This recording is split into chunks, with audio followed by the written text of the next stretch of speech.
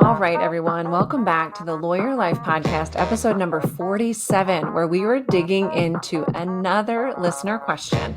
And this one is just in time for Valentine's Day. Every now and then, I'm going to be pulling a listener question and answering it live for you here. I'm happy to answer questions about love, life, work, careers, and those epic rage quits that we have all dreamt about. If you've got a question and need some support, this is the place for you. Whether it's navigating personal challenges, tackling career roadblocks, or simply figuring out your next step, I am here to help. I am Autumn Noble, a practicing attorney, as well as a life and career coach. I'm a Reiki master, author, and speaker, and nothing excites me more than empowering you to overcome whatever is standing in your way. So grab a cup of coffee or wine, no judgment here, and let's dive into this journey together because your challenges, they're welcome here, and we're going to unpack all of it. How can we be just a little bit kinder to ourselves day in and day out? Here is what my listener had to say this week.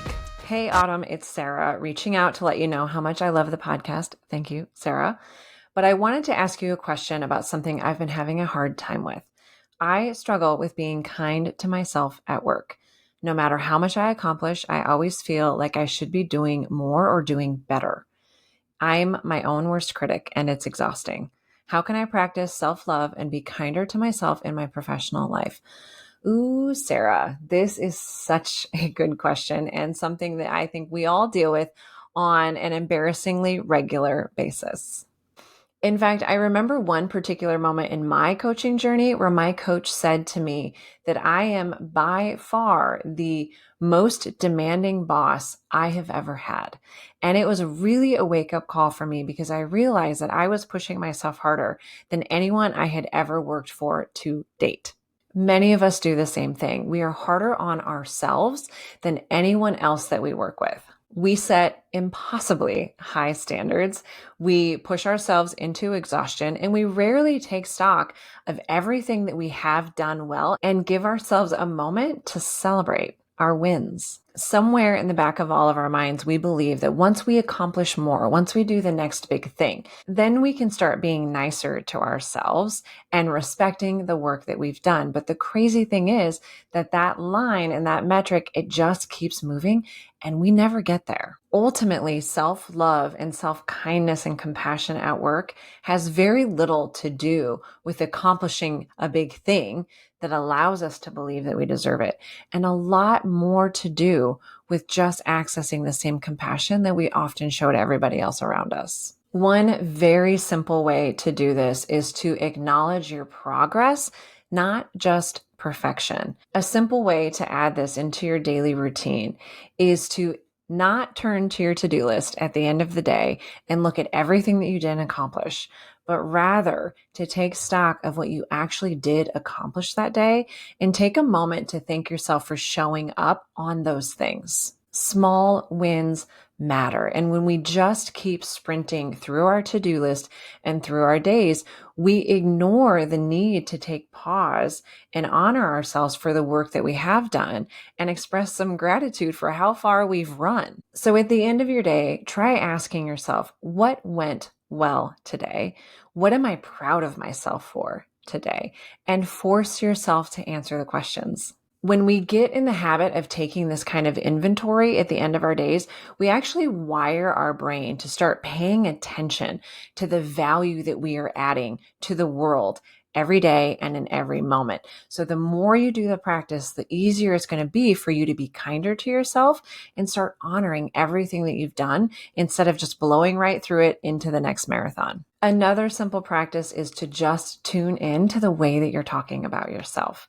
If you find yourself saying, I should have done more, or I should have gotten that out today, or that shouldn't have taken that long, ask yourself if you would say that to a friend, to a subordinate, to a colleague. And if the answer to that is no, then stop saying it to yourself. Instead, we can offer to ourselves, I'm doing my best, and that's enough. Or, you know what, today went a little bit off of the rails, and that's okay. That's life, and sometimes that happens. And finally, telling yourself, I deserve as much grace as I give to other people.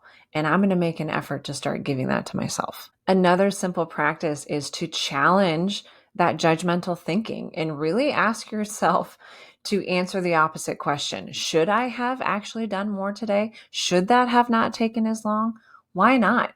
Or why? And how do you know? And really pushing yourself to lawyer the horrible judgments and statements that you're lobbying at yourself. And you can start to see that, like, yeah, maybe it should have taken that long because that's how long it took. It was more complicated than I thought, more complicated than the client or the partner thought, and that's okay. But when you challenge those judgmental thoughts, you allow yourself space to stand up and defend yourself. And that's a beautiful thing that can wiggle loose some of those patterns of judgmental thinking. Last, set boundaries that honor your well-being. If you rush and sprint forward to tackle everything on that to-do list, it's not going to get you a day free from another mountain of to-dos. It just leads to more and more things to do. And so our work has to be to slow down and take stock and not buy into this idea that once I get all of these things done, then I can rest, because that is never how it works out. What's more, that overworking and constantly striving is often a sign of self-criticism in disguise. It goes back to that original thinking patterning where if I do all of these great things and if I achieve more, then I can be nice to myself. Then I can believe that I'm worthy and I'm good enough. And it never actually creates that result. Give yourself permission to take breaks, to step away, to have a life outside of your work, and remind yourself that resting doesn't mean you're less capable. It doesn't mean that you can't handle it. It makes you sustainable. It means that you are recognizing that you have signed up to run a marathon. And by taking breaks, you're putting yourself in the best position to see that finish line through, as opposed to running yourself into the ground and falling apart partway into it.